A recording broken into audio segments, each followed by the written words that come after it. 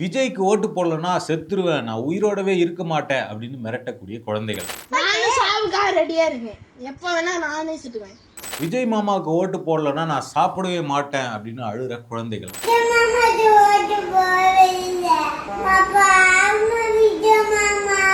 விஜய் மட்டும் இந்த தேர்தலில் ஜெயிக்கல அப்படின்னா என் குழந்தைங்களை விஷம் வச்சு கொண்டுட்டு நானும் செத்துருவேன் அப்படின்னு சொல்லக்கூடிய கூலா பேட்டி கொடுக்கக்கூடிய அம்மா.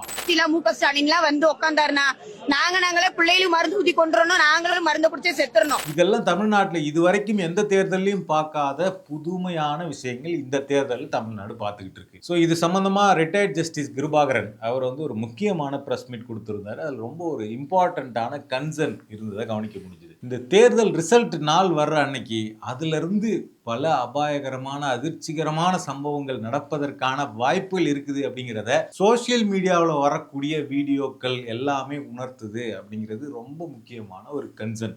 அதிர்ச்சிகரமான நிகழ்ச்சிகள் எல்லாம் நடக்கும் என்று சோசியல் மீடியாவிலே சில விவரம் அறிந்தவர்கள் சொல்கிறார்கள். குடும்ப உறுப்பினர்கள் முக்கியமாக பார்க்க வேண்டும். குடும்ப உறுப்பினர்கள் குழந்தைகள் எப்படி நடந்து கொள்கிறார்கள், இளைஞர்கள் எப்படி நடந்து கொள்கிறார்கள் என்று பார்க்க வேண்டும். அவர்களை கண்காணிக்க வேண்டும். தேவைப்பட்டால் மருத்துவ உதவியை கூட அவர்கள் ஏற்றுக்கொள்ளலாம். அதுல ரொம்ப முக்கியமா என்ன அப்படின்னா, இப்ப இருக்கக்கூடிய இளைஞர்கள் அல்லது குழந்தைகளுக்கு வெற்றி தோல்வியை சகஜமா எடுத்துக்கிற மனநிலை இருக்கான்னு தெரியல அப்படிங்கிற கவலையை அவர் வெளிப்படுத்தி இருக்கிறார். பொதுவா தேர்தல் அப்படிங்கிறது எல்லாருமே போட்டியிடக்கூடிய ஒரு களம். அதுல வந்து ஒருத்தர் இவர் தான் ஜெயிக்கணும், இவர் ஜெயிச்சாதான் நல்லது, அல்லது இவர் தான் எல்லாரை விட பெரிய ஆள் அப்படிங்கிற ஒரு விருப்பம் நமக்கு இருக்கலாம். ஆனா யதார்த்தம் அப்படிங்கிறது அப்படி இருக்க முடியாது. யாராவது ஒருவர் மட்டும்தான் ஜெயிக்க முடியும். அதுதான் ஆரோக்கியமான ஜனநாயகமும் கூட. ஆனா இந்த ஜனநாயக நடைமுறைக்கு மாறாதான் பார்த்தோம்னா குழந்தைகளை தேர்தலில் பிரச்சார கருவியாக மாத்துறது அப்படிங்கிறது இந்த எலெக்ஷன்ல நடந்திருக்கு. இன்னும் கரெக்டா சொல்லணும் அப்படின்னா, குழந்தைகளுக்கு அரசியலை சொல்லித்தரக்கூடாதா அப்படின்னு ஒரு கேள்வி கேட்கலாம். குழந்தைகளுக்கு அரசியலை புரிய வைப்பது அல்லது அரசியலை பற்றி சொல்லித் தருவது அப்படிங்கிறதெல்லாம் வேற. அதெல்லாம் ரொம்ப இம்பார்ட்டண்ட்டான விஷயம்தான். ஆனா குழந்தைகளை தேர்தலுக்கான கருவியாக, பிரச்சார கருவியாக பயன்படுத்துறது அப்படிங்கிறது தான் இங்கே சிக்கலே வந்து நிற்குது. இது வரைக்கும் தமிழ்நாட்டில் அப்படி குழந்தைகளை தேர்தல் பிரச்சாரத்தில் பயன்படுத்தினதே இல்லையா? தேர்தல் வாகனத்தில் குழந்தைகளை ஏற்றி நிற்க வச்சு ஓட்டு கேட்க வச்சது இல்லையா? குழந்தைகளுடைய கழுத்தில் துண்டை போட்டு கட்சிகள் ஊர்வலத்தில் எடுத்துட்டு போனது இல்லையா? குழந்தைகளை வச்சு தலைவர்களுக்கு மாலை போட வச்சது இல்லையா தேர்தல் பிரச்சாரத்தில் அப்படின்னு கேட்டால், இதெல்லாம் ரேண்டமாக அங்கொன்றும் இங்கொன்றுமாக எல்லா தேர்தல்கள்லையும் நடந்திருக்குது. ஆனால் இந்த முறை நடப்பது அப்படிங்கிறது ரொம்ப வித்தியாசமானது. அது என்ன அப்படின்னா, ஒரு கட்சியினுடைய தலைவராக இருப்பவரே அவரே என்ன பண்றாருன்னா குழந்தைகளுக்கு கால்ஃபயர் கொடுக்குறார். நீங்க வந்து அழுது அடம் பிடிச்சி, உங்களுக்கு சாக்லேட் வேணும்னா எப்படி அழுது அடம் பிடிச்சி வீட்டில் இருக்கிறவங்களை டார்ச்சர் பண்ணி நீங்க வந்து காரியத்தை சாதிப்பீங்களோ அப்படி உங்களுடைய விஜய் மாமாவுக்காக, உங்க விஜய்க்காக நீங்க ஓட்டு போட வைக்க சொல்லி அழுது அடம் பிடிங்க அப்படின்னு குழந்தைகளை தூண்டி விடுகிற வேலையை ஒரு கட்சியினுடைய தலைவரே செஞ்சிருக்கிறார் அப்படிங்கிறது தமிழ்நாட்டில் நடந்திருப்பது முதல் முறை. ஸோ இது வெறுமனே எலெக்ஷன் வயலேஷன் மட்டும் கிடையாது, இது ஒரு சீரியஸ் கிரைம். இதனாலதான் வந்து பார்த்தோம்னா தமிழ்நாடு குழந்தைகள் உரிமைகள் கண்காணிப்பகத்திலிருந்து பார்த்தோம்னா தாவேகா தலைவர் விஜய்க்கு எதிராக அவர் மீது நடவடிக்கை எடுக்க சொல்லி புகார் கொடுத்திருக்கிறாங்க. ஆக்சுவலா இந்த மாதிரி குழந்தைகள் ஏதோ ஒரு தேர்தலில் பயன்படுத்தப்பட்டாலோ அல்லது பிரச்சாரத்தில் ஈடுபடுத்தப்பட்டாலோ அதை தடுக்க வேண்டிய பொறுப்பு வந்து பார்த்தோம்னா அந்த கட்சி தலைமைக்கு இருக்குது. ரொம்ப குறிப்பா பார்த்தோம்னா இப்ப டிவிக்கு ஆட்களை கேட்டோம்னா குழந்தைகள் வந்து அவங்களா தன்னியல்பா அவங்களுடைய விருப்பத்தை அவங்களுடைய ஆதர்ச நாயகன் மேல வெளிப்படுத்துறாங்க அப்படின்னு சொல்லுவாங்க.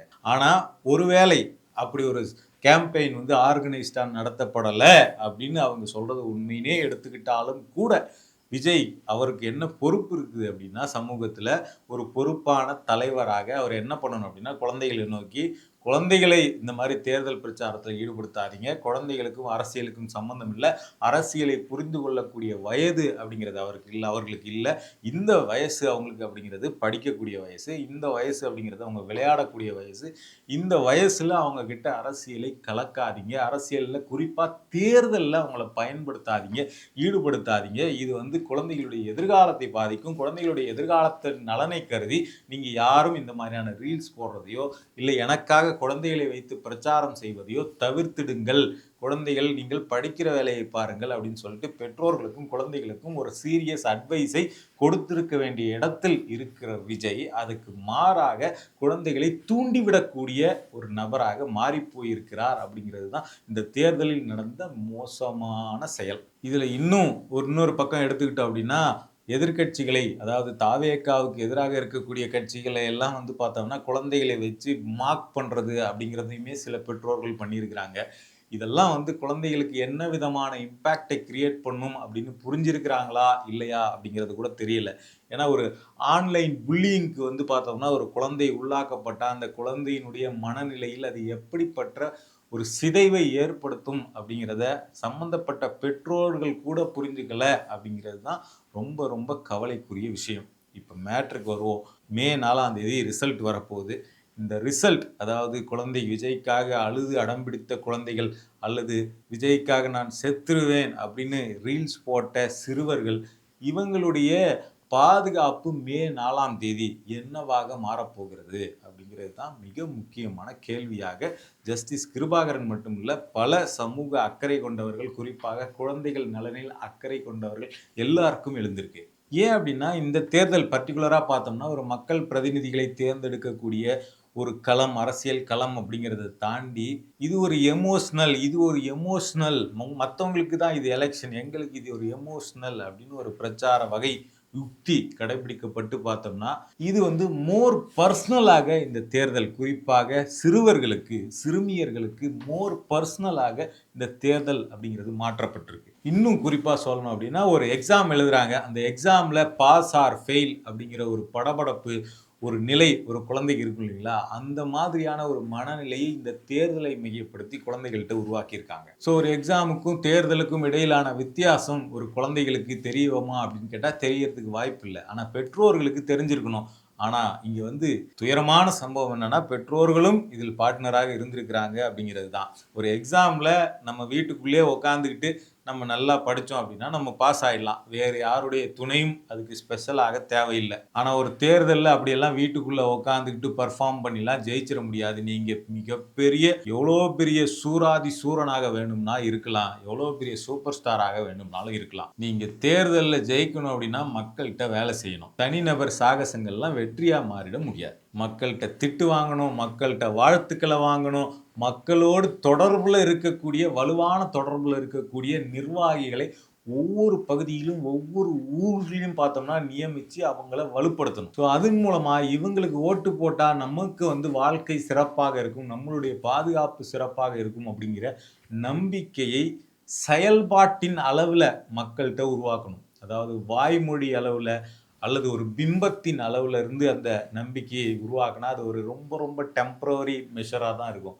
மக்கள்கிட்ட அந்த உணர்வை நிரந்தரமாக உருவாக்கணும் அப்படின்னா உங்களுடைய கட்டமைப்பு தான் மக்கள்கிட்ட பேசும். ஸோ இதையெல்லாம் உருவாக்குறது அப்படிங்கிறது சாதாரண விஷயம் கிடையாது. அப்போ இதுக்கு என்ன தேவைன்னா, முதல்ல தேவை அதீதமான உழைப்பு, ரெண்டாவது மிக முக்கியமான அனுபவம், மூணாவது வலுவான கட்டமைப்பு. ஸோ இதெல்லாம் ஒரு சேர ஒரு தலைமைக்கோ ஒரு கட்சிக்கோ கிடைக்கணும் அப்படின்னா அதுக்கு பல காலங்கள் ஆகலாம், பல தேர்தல்களை அந்த கட்சி சந்திக்க நேரலாம். இப்போ நம்ம ஒரு கடைக்கு போயிட்டு ரெடிமேட் ட்ரெஸ் எடுத்துக்கிட்டு எம் வேணுமா எல் சைஸ் வேணுமான்னு எடுத்துக்கிட்டு நம்ம எடுத்து டைரெக்டாக மாட்டிக்கிற மாதிரிலாம் இன்ஸ்டண்ட்டாக சிஎம் பதவியை எடுத்து ஒருத்தர் தான் மேலே வச்சுக்க மாட்டிக்க முடியாது. ஸோ இதெல்லாம் குழந்தைங்களுக்கு புரிய வைக்கக்கூடிய இடத்துல இருக்க வேண்டிய பெற்றோர் சிலர் பார்த்தோம்னா என்ன பண்ணுறாங்க அப்படின்னா அவங்களுடைய குழந்தைகளுடைய அந்த குழந்தை தன்மை இருக்குல்ல, அதிலிருந்து அவங்க வெளிப்படுத்தக்கூடிய சில விஷயங்கள் இருக்கு இல்லைங்களா, அதை எடுத்து இது ஒரு கியூட்டு, இது ஒரு சூப்பரு, இது ஒரு பார்த்தீங்களா குழந்தை எப்படி கேட்குது பார்த்தீங்களான்னு சொல்லிட்டு அவங்களுடைய குழந்தை தன்மையை ஒரு கடை சரக்கை போல விற்பனை பண்டமாக மாற்றுறாங்க அல்லது தங்களுடைய பப்ளிசிட்டிக்கான ஒரு டூலாக பயன்படுத்துகிறாங்க. அப்படிங்கிறது தான் இந்த சோஷியல் மீடியா பீரியடில் வந்திருக்கக்கூடிய மிக மிக மோசமான விஷயமா இருக்குது. ஸோ இது குழந்தைகளுடைய குழந்தை தன்மையை முற்றிலுமாக சிதைக்கிறதோட பல அபாயங்களை, ஆபத்துகளையும் அவங்கள வந்து வெளியிலிருந்தும் ஏற்படுத்தும், அவங்களுடைய உள்ளுக்குள்ளாக ஒரு மனச்சிதைவையும் இந்த விஷயங்கள் ஏற்படுத்தும். ஸோ இதனால் இப்போ வரக்கூடிய அந்த தேர்தல் முடிவு அப்படிங்கிறது குழந்தைகளின் விருப்பத்துக்கு மாறாக இல்லாமல் போகலாம். அது இப்படி போவதற்கான வாய்ப்புகள் தான் நிறைய இருக்குது. அப்படிங்கிற பட்சத்தில், அப்படிங்கிற சூழலில் குழந்தைகள் வந்து அதிக அளவிலான ஒரு மன அழுத்தத்துக்கு உள்ளாவதற்கான வாய்ப்பு இருக்குது. அதே மாதிரி இந்த சமூகத்தின் மேலே, சமூகத்தை நோக்கி ஒரு வெறுப்பை ஒரு குழந்தை தனக்குள்ளேயே உருவாக்கி கொள்வதற்கான வாய்ப்புகள் இருக்குது. ஏன்னா விஜய் மாமா நல்லவர், அவர் தான் வரணும் அப்படிங்கிற அந்த அந்த சிந்தனை வந்து அவங்களுக்குள்ள தொடர்ச்சியாக திணிக்கப்பட்டு ஊட்டப்பட்டிருக்கிறதுனால விஜய் மாமாவை புறக்கணித்த இந்த சமூகம் ரொம்ப மோசமான சமூகம் அப்படின்னு சொல்லிட்டு சமூகத்தை நோக்கின ஒரு வெறுப்புணர்வை, எதிர்ப்புணர்வை தங்களுக்குள்ள சிறு வயதிலேயே உருவாக்கி கொள்வதற்கான ஒரு வாய்ப்பு அப்படிங்கிறது இருக்குது. அதே மாதிரி சோஷியல் மீடியான்னு சொல்லக்கூடிய இந்த ஒரு மாய உலகம், அந்த மாய உலகத்தினுடைய ஒரு சிலந்தி வலைக்குள்ள குழந்தைகள் சிக்கி கொள்ளக்கூடிய ஒரு மிகப்பெரிய ட்ராமா ஏற்படுவதற்கான வாய்ப்பு இந்த தேர்தல் முடிவில் எல்லாருக்கும் காத்துக்கிட்டு இருக்கு அப்படிங்கிறத யாரும் மறந்துட முடியாது. அதனால ஒரு தேர்தலினுடைய முடிவு அப்படிங்கிறது பலருக்கு ஆழ்ந்த கவலையை ஏற்படுத்தலாம். ஆனால் அது மக்களுடைய முடிவு. அந்த முடிவை ஏற்றுக்கிட்டு அடுத்த கட்டத்துக்கு நகர்ந்தாகணும். அதாவது அடுத்த தேர்தலை நோக்கி அல்லது அடுத்து நாம் இந்த ஆட்சியாளர்கள் தவறு செய்தால் அவர்களை எப்படி எதிர்கொள்வது, ஆட்சியாளர்களினுடைய விமர்சன கண்ணோட்டத்தை நாம் எப்படி கொண்டு செல்வது அப்படின்னு அடுத்த கட்டத்தை நோக்கி நகர வேண்டிய இடத்துல தான் மிக முக்கியமான ஜனநாயகத்தினுடைய அம்சம் இருக்கு. ஆனால் இந்த நடைமுறைகளை புரிந்து கொள்ளாத குழந்தைகள் பார்த்தோம்னா ஒரு ட்ராமாவில் சிக்கிக்கொள்வதற்கான மிகப்பெரிய ஆபத்து அப்படிங்கிறது இந்த தேர்தலில் இருக்குது.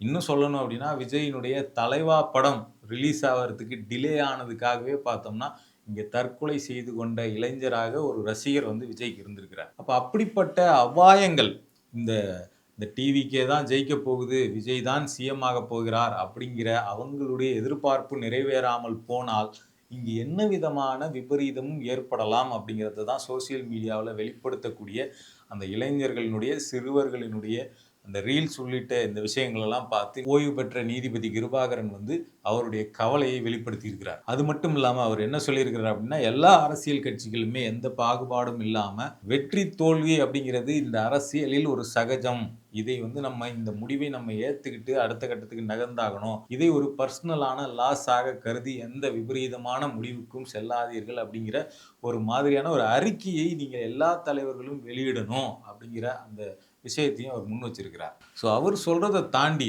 தோல்வி அடைகிறது அப்படிங்கிறது அரசியல் பயணத்தினுடைய ஒரு பகுதி தான் அப்படிங்கிறத ஒவ்வொரு பெற்றோரும், குறிப்பாக இந்த மாதிரியான அடம் பிடிக்கக்கூடிய அல்லது இந்த மாதிரியான ரீல்ஸ் போடக்கூடிய அல்லது இந்த மாதிரியான ரீல்ஸை போட சொல்லி குழந்தைகளுக்கு பயிற்றுவித்த அவங்களுடைய பெற்றோர், இவங்க எல்லாருக்குமே புரிய வைக்கக்கூடிய விஷயம் முக்கியமானது. குழந்தைகளுக்கான உரிமைகள் என்ன, குழந்தைகளுக்கான தேவைகள் என்ன, குழந்தைகளினுடைய கடமைகள் என்ன, குழந்தைகள் ஒரு சமூகத்தில் எப்படி பாதுகாக்கப்படணும், அவங்களுக்கு என்னவெல்லாம் நம்ம வசதிகள் செய்து கொடுக்கணும், இந்த மாதிரி குழந்தைகள் நலனை பற்றி குழந்தைகளிடம் பேசுறது அப்படிங்கிறது ரொம்ப முக்கியமானது. அதே மாதிரி உங்களுடைய ஆதர்ச நாயகனாக இருக்கக்கூடிய ஒரு பெரும் நடிகர் அவர் அரசியலில் ஜெயிப்பதாலேயோ அல்லது அவர் தோற்பதாலோ இங்கே மிகப்பெரிய மாற்றம் இன்ஸ்டண்ட்டாக உருவாகிட போவதில்லை அப்படிங்கிறத மிக முக்கியமாக குழந்தைங்களுக்கு சொல்லித்தர வேண்டியிருக்கு. ஸோ அதனால் முதல்ல மே 4 அப்படிங்கிறது தமிழ்நாட்டுக்கே ஒரு வாழ்வா சாவா தருணம் அப்படிங்கிற மாதிரியான மனநிலை